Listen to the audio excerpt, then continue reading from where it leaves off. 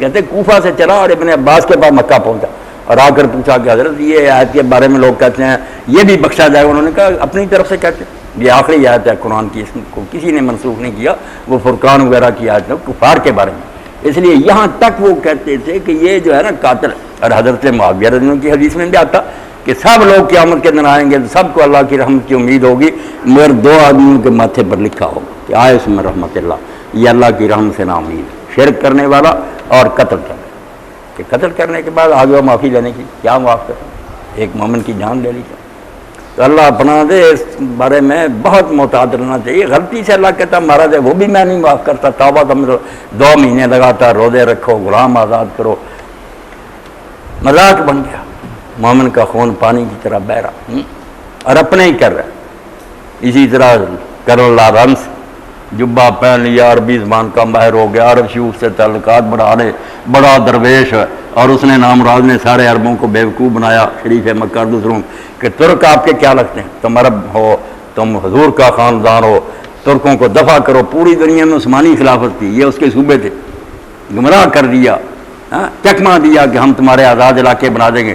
بعد میں پھر سارے وعدوں سے پھر گئے. کافروں کا بھی کوئی وعدہ, فرانس بیٹھ گیا کہیں, انگریز بیٹھ گیا کہیں, بڑی دیر غلام رہے علاقے, برائے نام ان کو بنا دیا. تو اس زمانہ میں جب یہ شریف مکہ غدار ہو گیا, ترکوں کا خون بہہ رہا تھا, ہماری فوجیں جو ہمارے فوجی تنخواہ دار کیا شہید ہونا, تنخواہ کے لیے مرتے ہیں, اگر ہندو دے دیں ان کو ہندوؤں کا کام کریں گے, سکھوں کو دے دیں, یہ تو ملازم پیشہ لوگ, کوئی ملک وطن دین کا نہیں ہوتا, ملازمت کا حق ادا کرتے. اس طرح کے شہید تو ہندو کہتے ہیں ہمارے بھی ہیں, وہ نہیں مرتے ملک کی خاطر. تو یہ مسلمان سپاہی 5-10 روپے تنخواہ ہو سکے, انگریزی فوج میں داخل ہو کر ترکوں کے خلاف عراق میں, شام میں بڑا خون مسلمانوں کا بہایا, بڑے مارے انہوں نے, اور تمغے دیے. ہمارے گاؤں میں بھی تھے, وہ بابا جی فوت ہو گئے, بابا کو تمغہ تھا اس کے پاس انگریزوں کا دیا ہوا کہ یہ فتح ہوئی, ہمیں ترک مارے گئے. تو اس وقت پھر علامہ اقبال روئے, جلسہ ہو رہا تھا مجلس اشاعت اسلام کا, نظم پڑھی, اور اس میں بیچاروں نے رو کر پڑھا, بیچتا ہے ہاشمی ناموس دین مصطفیٰ. حضور کے خاندان سے کہلا کر یہ سید شریف مکہ بیچتا ہے ہاشمی ناموس دین مصطفیٰ, خاک و خون میں لوٹتا ہے ترکمان سخت کو. ترک بیچارے جو ہیں وہ خون میں لیتے رہے, اور یہ بے ایمان جائے, یہ دین بیچ رہا. کیا خوب امیر فیصل کو سنوسی نے پیغام دیا. اس شریف مکہ کا بیٹا تھا نا فیصل, اس کو پھر عراق کا بنا دیا. تو شیخ سرنوسی الجزائر میں تھے, بڑے مجاہد تھے, کہتے ہیں علماء ہیں, علماء ہی جو ہر وقت دین کا کام کرتے ہیں. یہ جب سب بے ایمان ختم ہو گئے اور جب فرانسیسی فوجیں داخل ہو گئیں, تو شیخ سرنوسی نے پھر جنگل میں اپنی خانقاہ بنا لی. مجاہدین کو کہا اب سے نفل نمازیں اور جو ہے نا قرآن کی تلاوت بند, کوئی ان کی ضرورت نہیں, گھوڑوں کو کھڑکھڑا کرو, تلواریں چلاؤ, بندوقیں چلاؤ. ایسا عہدہ بنایا, کئی سالوں تک فرانسیسیوں کو ناک چنے چبائے. تو شیخ سنوسی نے پھر اس کو پیغام بھیجا, پھر کیا خوب امیر فیصل کو سنوسی نے پیغام دیا, تو نام و نسب کا حجازی ہے پر دل کا حجازی بن نہ سکتا. وہ کہلاتا ہے کہ میں عرب ہوں, کوئی عربوں والی بات ہے؟ مسلمان یہ کام کرتے ہیں کہ کافروں کی حمایت اور مسلمانوں کو مارنا. تب رونا ہی ہے نا, وہی بات اب دہرائی جا رہی کہ کوئی بات نہیں, اگر وہاں شرعی عدالتیں بن جاتی جو جی چاہتے. ایک مدرسہ کیا پاکستان کا بگاڑ سکتا تھا, خواب خواہ کے ایشو بنایا, بجلی بند کر دی, پانی بند پہلے کر دیتے, بیچارے خود ہی ختم ہو جاتے. ختم بھی کیوں کر رہا, کیا بات انہوں نے کہی, کہتے ہیں اٹھا کر لایا, کسی کی بےزتی کی, وہ آنٹی شمیم کو لایا, برقع بنایا, عزت آبرو سے رخصت کیا, کہا بہن یہ کام نہیں ہونا چاہیے. چینیوں کے ساتھ کیا, کسی کے ساتھ ذرا برابر کوئی زیادتی نہیں کی. حکومت کی بنائی ہوئی مسجد, وہ آپ کے تنخواہ دار وہ عالم ہے, کوئی بات نہیں, صرف بہانہ بنا لیا. اور بعد میں جو معاہدہ ہونے کے بعد اب تو کوئی بھی بات نہ رہ گئی کہ آپ کے لوگوں نے معاہدہ کیا, اندر لے گئے, ترمیم کر دیا. اب شجاعت بے حیا کہتا ہے کہ الفاظ بدلے سے مفہوم نہیں بنا. کوئی کہنے کی بات کرتے وقت سوچے آدمی کہ الفاظ بدلنے کی کیا ضرورت ہے اگر مفہوم وہی ہے, خام خواہ کا شوشہ. اور پھر وہ صبر کرو, انہیں دکھاؤ, پوچھو, کوئی نہیں, بدلاؤ اتنے منٹ کے اندر اندر چڑھائی کر. لاشیں خراب تھیں, کئی کی لاشیں ایک بکسے میں بند کی, دکھائی ہی نہیں. کئی ان کی مائیں بہنیں ابھی تک روتی پھرتی ہیں, ان کو لاشیں نہیں مل رہی. یہ مسلمانوں والے کرتے ہیں, کیا بغاوت ہوئی, ساری بدماشیاں. اور پھر اب جو نتیجہ نکلا, جگہ جگہ ہو رہے ہیں ہنگامے, رو رہے ہیں. کہ یہ دہشت گرد تو آپ خود پیدا کر، جن کے بچے مارے ہیں یتیم سارے سرحد کے اور بلوچستان کے، وہ آرام سے بیٹھیں گے، وہ غریبوں کے بچے آ کر پڑھتے جی مقبول صاحب کوئی بات ہے آپ کے ذہن میں 7-8 منٹ رہتے ہیں پوچھنا؟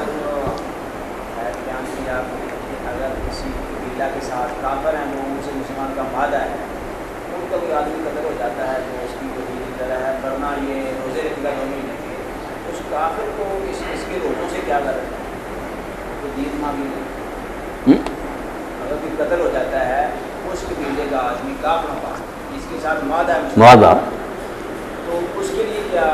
اس کے لیے تو وہی چیزیں جو مسلمان علاقے کے مسلمان کی ہے، دیت بھی دینی ہے ان کے وارثوں کو۔ اگر اس کے پاس دیت نہیں ہے، مسلمان نے قتل کر دیا تو اس کے پاس دیت نہیں ہے، تو ان کو جو روزوں کی بات ہے کہ 2 مہینے کے روزے رکھے، تو اس کافر کو اس کے روزوں سے کیا تعلق ہے؟ نہیں، کافر کو تو روزوں سے کسی کو بھی تعلق نہیں، نہ مسلمان کو تعلق ہے، وہ تو توبہ اللہ سے معافی مانگنی نا کہ میں نے اتنی بڑی غلطی کی، اللہ مجھے معاف کرے، ورنہ مسلمان بھی جو ہے دیت لے لیں یا معاف کریں۔ روزوں کا تعلق تو خود اس کی اپنی ذات سے نا کہ جو غلطی ہوئی اپنے دل کو بھی پاک کرنا کہ میں نے بے چاہتی کیوں۔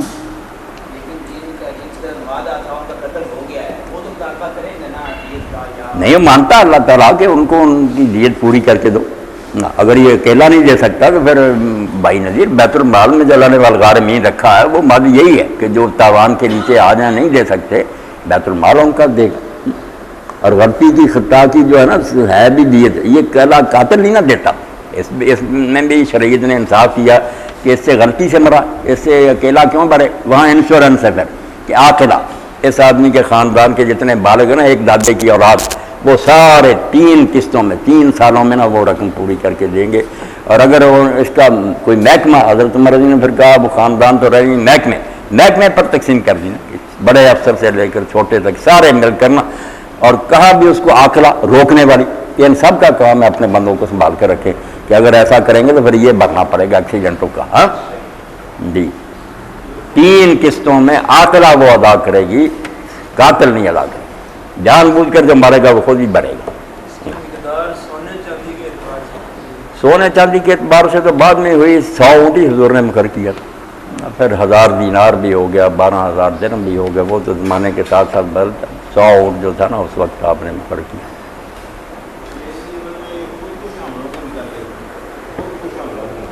جی یہ بھی نواز صاحب لوگوں نے بات اب شروع کر دی، خود کش حملے جو ہیں، کوئی علماء بھی بیچارے جان چھڑا رہے حرام ہے، اگر خود کش حملے حرام ہے تو جہاد ہی حرام ہے، جو مرنے کے لیے نکلتا ہے خود کش تو ہوتا ہی، دوسرے کو شاید وہ مار سکے یا نہ مار سکے، مجاہد اپنی جان تو ہتھیلی پر لے کے جاتا، خود کش تو ہوگا ہی، وہ خود کشی جا کہ خود ہی اپنے آپ کو مخواہ مارے، وہ الگ بات ہے۔ ایک دشمن کو ہلاک کرنے کے لیے اگر تدبیر ہے یہ تو کرنی پڑے گی۔ اب ہم دیکھتے ہیں کہ جب مصر کا ایک قلعہ جو تھا اس کا محاصرہ کیا گیا، بہت دیر صحابہ کرام کوشش کرتے رہے، قلعہ نہیں فتح ہوتا تھا۔ حضرت زبیر ابن العوام رضی اللہ عنہ نے حضور کی پھوپھی دا کہا مجھے اٹھا کر پھینکو اندر۔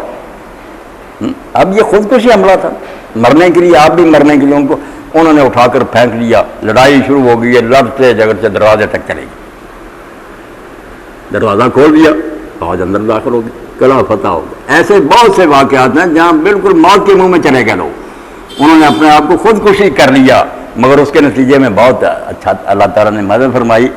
اب کئی دوست پڑھ دیتے ہیں، قرآن مجید آتا ہے، قرآن پاک بھی لوگوں نے رکھا نا الو سیدھا کرنے کے لیے، پھر آیات آ جاتی ہے، دین کی مخالفت کرتے ہیں کام چلانے کے لیے، پھر شریعت کیا بتاتی؟ میں نے کہا پہلے شریعت پر چلتے رہو، اب شریعت کی طرف آ گئے، تم نے جو حرکتیں کی تھی وہ شریعت تھی۔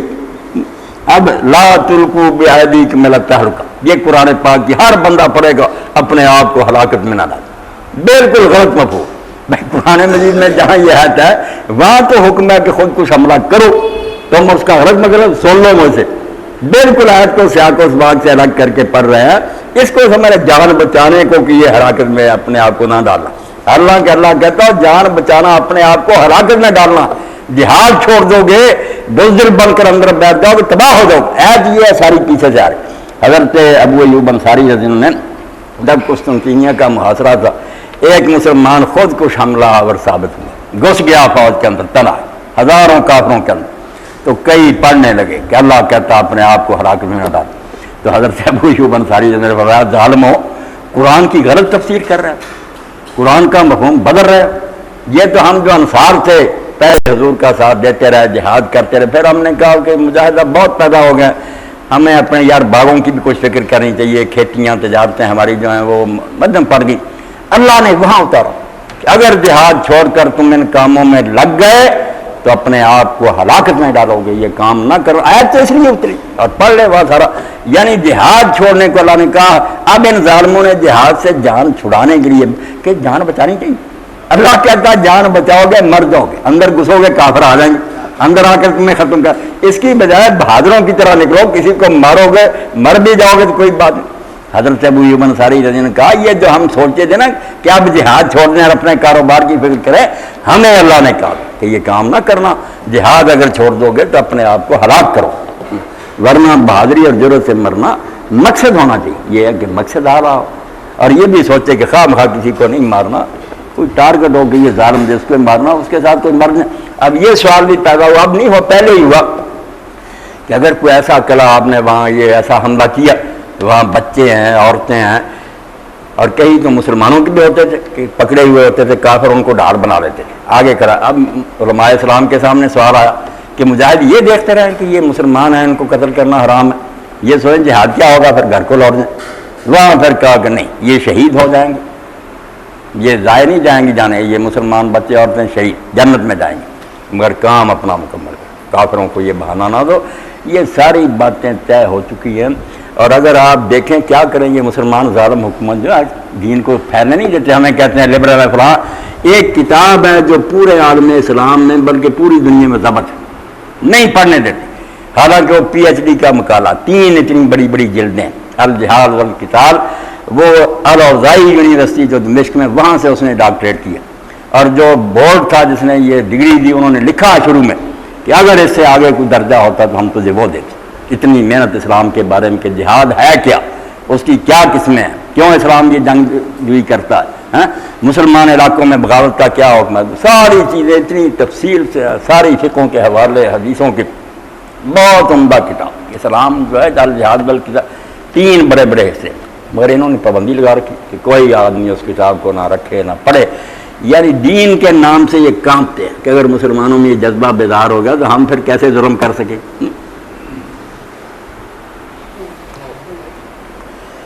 الحمدللہ رب العالمین والصلاة والسلام علی رسولہ الکریم سیدنا و نبینا محمد و آلہ وصحبہ اجمعین۔ اللہم انصر الاسلام والمسلمین واخذل الکفرۃ والمشرکین۔ اللہم انصر من نصر دین محمد صلی اللہ علیہ وآلہ وسلم واجعلنا منہم واخذل من خذل دین محمد صلی اللہ علیہ وآلہ وسلم ولا تجعلنا منہم۔